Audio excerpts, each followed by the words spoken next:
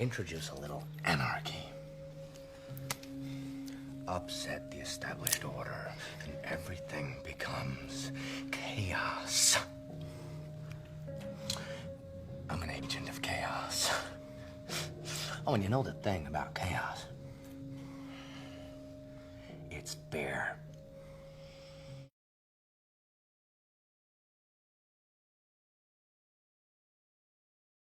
What is going on, everybody? Today we're going to talk about the Cold War and how ideological wars such as this one compare to a physical war. Which is more dangerous? Can an ideological war like the Cold War be more destructive than a physical war? Let's dive in and take a look at just what makes an ideological war so dangerous and damaging.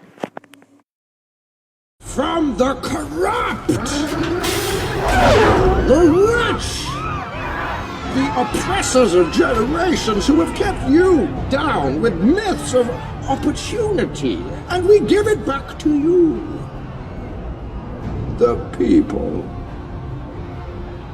Gotham is yours. None shall interfere. Do as you please.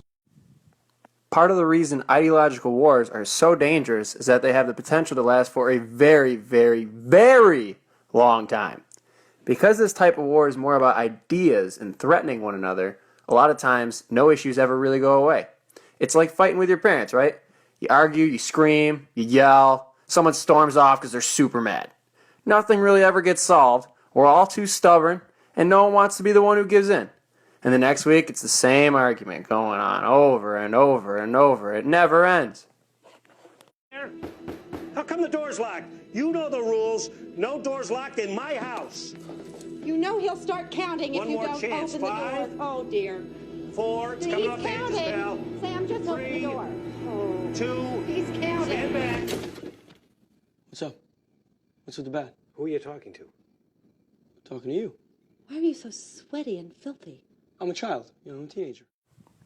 This same idea applies to the Cold War. We fought, we threatened each other, then we wouldn't talk until we fought about essentially the same thing again. You'll fight with your parents as long as you're living with them, most likely, about these same fights. So maybe till you're like 18. With an ideological war like the Cold War, these wars can last much, much longer. Think about the longest wars America has had in our history. War in Afghanistan, right now, 15 years. It's the longest war we've ever been in. Second longest on the list, Vietnam War. Yep, part of the Cold War. Lasted 10 years. That's an extremely long physical war right there. Yet, the Vietnam War didn't even span 1/4 of the length of the Cold War. 44 years. That's how long the Cold War lasted. Almost a half a century. Whoa, that's a crazy length of time right there. That is a long time to be in a potential global warfare situation. Get the wrong two nations or two leaders going at it with different ideologies, and you can destroy the entire planet. Our planet was once a powerful empire, peaceful and just, until we were betrayed by Megatron, leader of the Decepticons. All who defied them were destroyed. Our war finally consumed the planet. With the Cold War, and now today's world, nuclear weapons make ideological wars so much more dangerous than ever before. It was an arms race. Who can build the biggest, baddest bomb out there? There's only one purpose for a bomb. To destroy something, right? And if the goal is to build the biggest one, then its other goal is to cause the most damage. Now, no one has used a nuclear bomb in war besides the US to end World War II in Japan. There have been plenty of wars since, so a physical war, it appears, just isn't enough of a reason for a country to push the button and launch their nuclear weapons. However, get an ideological war, and because no one is willing to budge on their beliefs, you get dangerously close to starting a nuclear war. That's the dangerous thing about these ideological wars. Because the basis of these wars are threats, not actions, each side's always trying to outdo each other, have the bigger threat, or thing to threaten with. The focus shifts to who has the most firepower to use. Bring Gotham back. What about escalation? Escalation. We start carrying semi-automatics, they buy automatics. We start wearing Kevlar, they buy armor-piercing rounds. During the Cold War, there were a number of moments where we were on the brink of an all-out nuclear war with the Soviet Union. The Cuban Missile Crisis. Soviets placed nuclear weapons in Cuba, right? The United States went berserk. Everyone freaked out on both sides.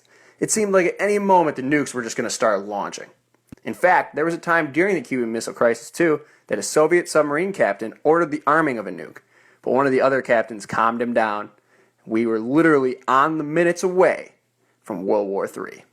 This tension, this human emotion, combined with nuclear weapons, makes an ideological war just so incredibly dangerous. Finally, let's just look at the consequences. They're much higher if someone acts. It's on a global scale.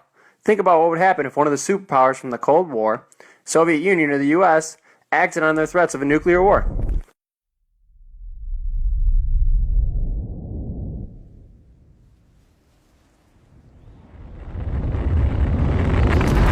Each of you will clear out his nuclear closet immediately. Failure to participate will be considered an act of war. You're joking, of course. This summit is over. And this is it. This is it, boys. This country is at war. With you, and you, and you, and you, and you, and you. The U.S. nuclear arsenal is capable of destroying each of your countries 14 times over. 15 in the case of North Korea, just to be sure. And all at the push of a button.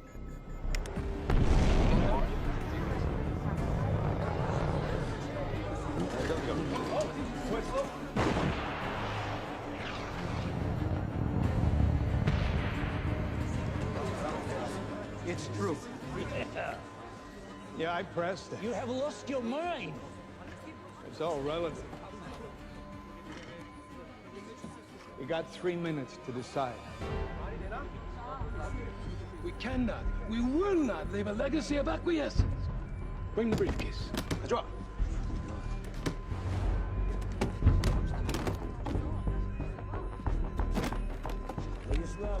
Don't do this! There can be no winners.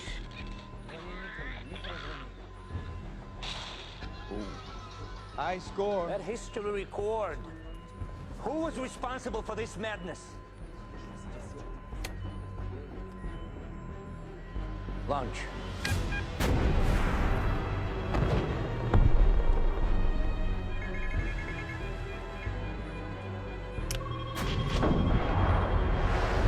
शुरू करो।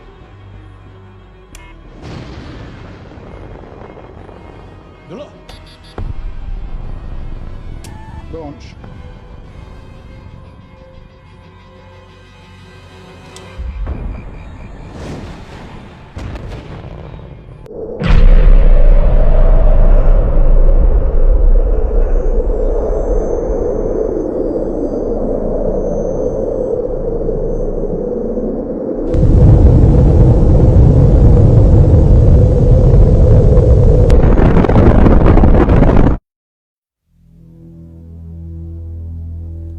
You and I in a little toy shop, buy a bag of balloons with the money we've got, set them free at the break of dawn, till one by one they were gone. Back at base, box in the software, flash the message, something's out there, floating in the summer sky. 99 red balloons go by.